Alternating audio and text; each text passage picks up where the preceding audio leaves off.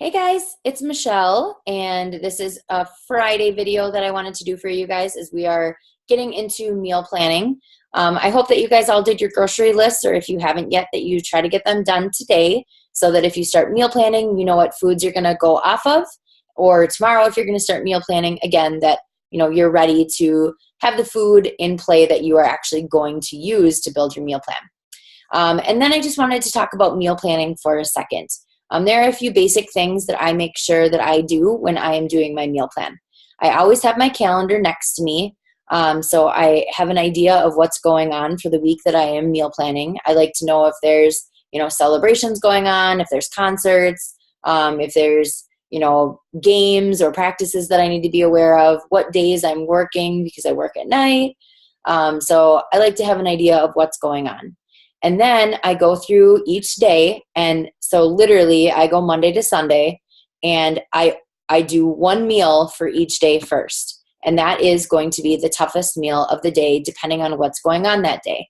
So I want to make sure that whatever meal that is easy, is something that I can plan ahead, and is something that isn't going to take a whole lot of effort, because I'm probably going to be in a rush. Maybe it's something that I can slow cook and put in the morning before. Maybe it's a portion of leftovers from the day before.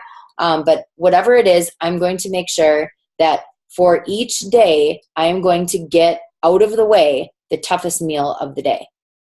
Then I am going to just input everything else. Generally, how my life works is it's dinner, lunch, breakfast. Breakfast is usually pretty easy. I do refrigerator oats, or you can do overnight oats and use those for a couple days. I love Ezekiel toast with cashew butter or natural peanut butter. There's a lot of, I'm an easy, I love eggs. I eat eggs almost every morning. Pretty close, actually, come to think of it. So, I mean, I'm kind of just a repetitive person, so I don't need a whole lot of fat for breakfast. Lunch gets a little more complicated because sometimes I'm volunteering at school, or training class at my job, or whatever it might be. So sometimes lunch is a little more complicated, but 9 times out of 10, dinner is where everything goes crazy. So I usually work in reverse order. And then my shake is the very last thing that I plan. I'll incorporate my snacks where I need to, and my shake is always going to have whatever containers I didn't find a home for. Proteins I never struggle finding a home for. Yellows I never struggle finding a home for. It's generally like a vegetable and a fruit. So kale, spinach, I don't know, something's going off over there. I'm really sorry. That's my son's friend's bag. Lost my train of thought. I apologize. So like spinach, kale, those are really common ones that I'll put in my shakes. I love fruit in my shakes. Raspberries, strawberries. If I'm doing tropical strawberry, pineapple, mango, blueberries, there's very few fruits that aren't amazing. I usually do vegan chocolate, so banana is a very popular one for me, and then I'll do a teaspoon of peanut butter or PB2. So that's my filler. So I always do my shake last. And I really don't care when I drink my shake, to be honest with you. It doesn't bother me. I can, drink it driving. I can drink it while I'm sitting at school helping my daughter's class. Like, it doesn't matter.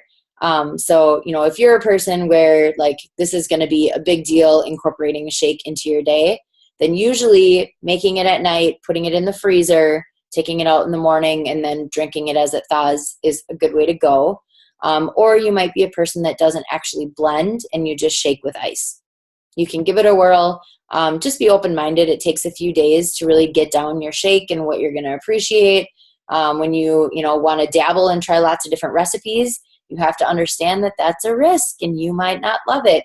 Even if all of the ingredients in it sound like they're going to be amazing, the combination of the two, or 3 or 4 or however many ingredients, might actually not all taste that fantastic. So I found a couple recipes that I love and I rotate through them, but I am not a big modifier when it comes to my shakes because I like my Shakeology. I don't want to waste my Shakeology. So I stick to what I love. But my shakes are my last bit.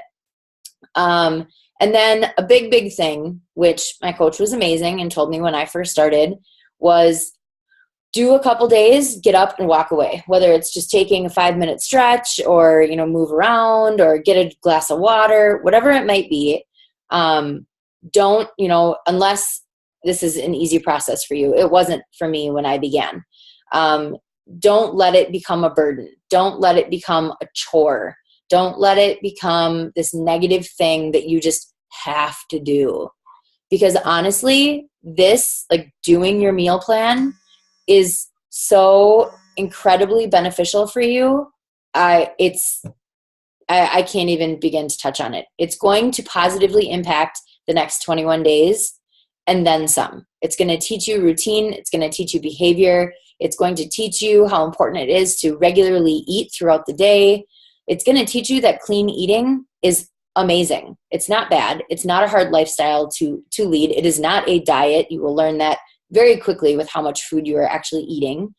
And you'll find that no matter how hard you work out, if you don't eat properly and balanced and regularly, all of that hard work and sweat and just anger at autumn when you're working out is going to be for nothing, because you're just undoing all those calories that you burned.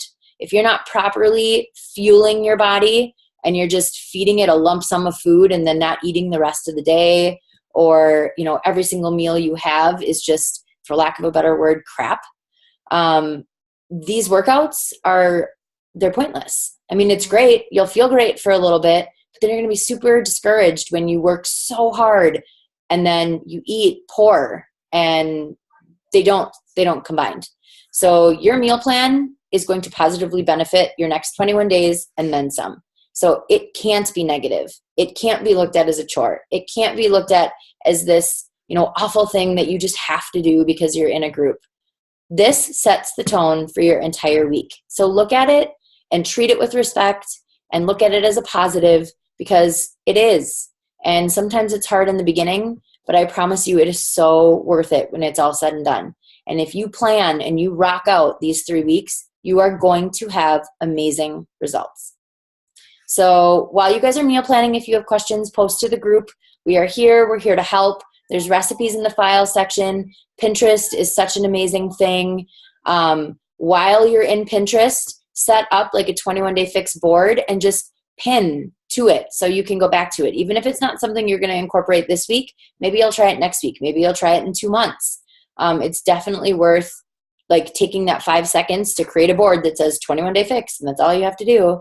And then you can pin randomly to it. But that's just my suggestion. But post away if you have questions. I really hope that you guys, do this. It's really, really important. Share with us your meal plans if you're comfortable. We would love to see how they turned out. And I hope you guys enjoy your Friday evening. I hope you had a wonderful Friday, and I will see you tomorrow morning. All right. Thanks for listening. Bye.